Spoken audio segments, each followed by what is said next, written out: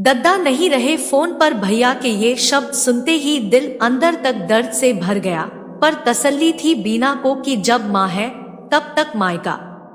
घर वापस जाते समय दोनों बहनें अम्मा से वादा करके गई कि हम लोग बारी बारी से आते रहेंगे। दोनों बहनें ही समय निकालकर अम्मा की चाह में मायके चली आती।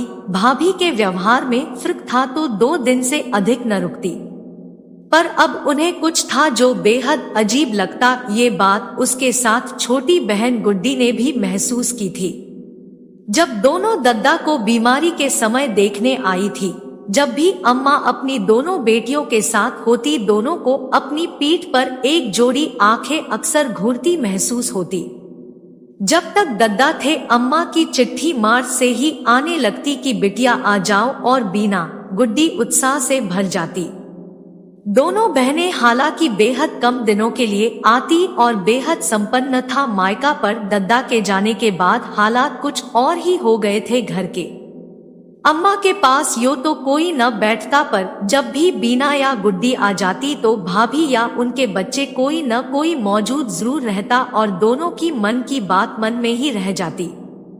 भाभी भी रूखे व्यवहार के साथ ऐसे जतलाती जैसे दोनों नंदे कोई डकैती डालने को आ गई हो, जबकि दोनों ही काफी संपन्न थी। भैया भी बस हालचाल पूछकर इतिश्री कर लेते। खाना पूछना तो मजदूरी था और कड़वे बोल के कारण अगले ही दिन वापसी भी हो जाती। अक्सर यही सुनने को मिलता कि घर को धर्मशाला बना रखा है अम्मा ने, बुढ़ापे में सबसे मिलने का मन चलता है, पर सबको बनाना खिलाना इसमें भी तो खर्च होता है हमारा। अगर फोन करती तो भी अम्मा बस ठीक हूँ, इसके अतिरिक्त कुछ न बोल पाती। आए दिन के भाभी भैया के दुर्व्यवहार के चलते गुड्डी ने तो हाथ जोड़ लिए, क्योंकि वह बहुत दूर से आती थी, पर बीना का शहर ज्यादा दूर न था। अक्सर अम्मा छुपाकर पल्लू में बंधा बेटियों का फोन नंबर पकड़े वह किसी न किसी से गुजारिश करती और लोग बात करवा भी देते। बेटी चाहे जितनी बूढ़ी हो जाए, पर माँ की ममता की चाह कभी कम नहीं होती। कई महीनों बाद फिर अम्मा ने रट लगाई तो बीना भी आ गई, पर अब की बार एक सुखद आश्चर्य था कि माँ की पहरेदारी नहीं हो रही थी। रात भर अम्मा ने बीना से मन के बातें की। भाभी और भतीजे भतीजी भी अपना काम कर रहे थे। आदत के मुताबिक अगले दिन बीना ने अम्मा से गुड्डी की बात भी करवा दी।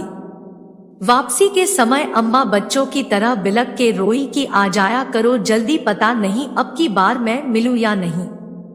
जाने क्या था उस दिन उनकी आवाज में कि बीना का मन सहम गया। लगभग 20 दिन बाद खबर मिली कि अम्मा नहीं रही। बीना बदहवास दौड़कर मायके गई। कहने को तो बीना भी नानी बन चुकी थी, पर माँ के मुंह में उनकी मृतदेह से घंटों लिपट के भी रोती रही। अम्मा अपनी अंतिम यात्रा पर बढ़ गई, पर बीना को अम्मा की विदाई अच्छी भी लगी कि उन्हें रूखे और जिल्लत भरे व्यवहार से मुक्ति मिली, तब जबकि अम्मा काफी आत्मनिर्भर थी। अम्मा की 13वीं के संस्कार के बाद बीना ने मायके का रुख भी न किया। गुड्डी का घर तो बरसों पहले ही छूट गया था। आज तकरीबन 3 बरस बाद भैया ने फोन किया कि बीना तुम तो हाल चाल भी नहीं लेती, तुम्हारी भाभी भी बात करना चाह रही है।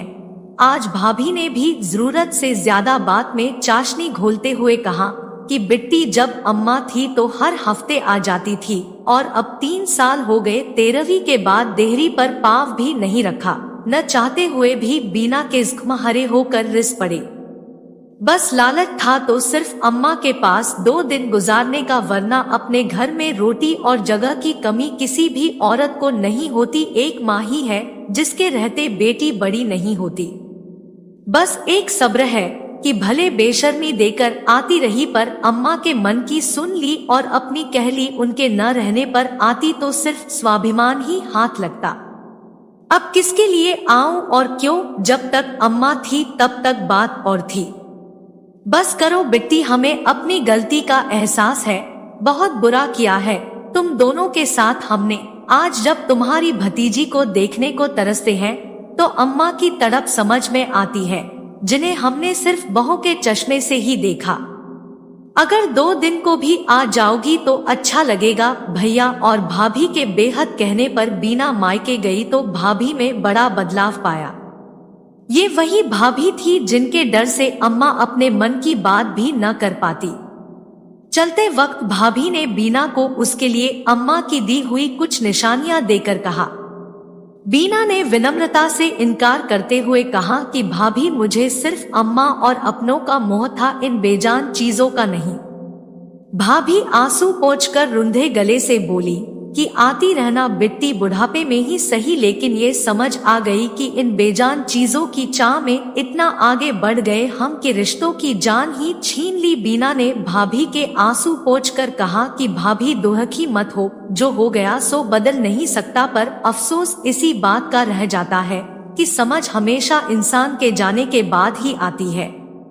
बेटियां कोई कोई ही ऐसी होती है जिनको कोई लालच हो, मगर अधिकतर तो बस कुछ समय माँ बाप और भाई बहन के साथ के लालच में मायके आती है। बस पछतावा यही रह जाता है, काश ये बदलाव उनके सामने होता तो वो परलोक तसल्ली के साथ जाती। गाड़ी में बैठने के बाद भी बीना ने पलटकर देखा तो भाभी पल्लू से अपनी आंखें बार बार पोंछ रही थी। आज बरसों बाद मन भर गया था, जैसे अम्मा के समय मायका छूटते लगता था। जब घर पहुंचने की खबर भैया को दी तो वो भी बस इतना ही बोल पाए कि बिट्टी आती रहना। हाँ भैया, जरूर आऊंगी, बरसों बाद मेरा मायका फिर लौटा दिया है आपने।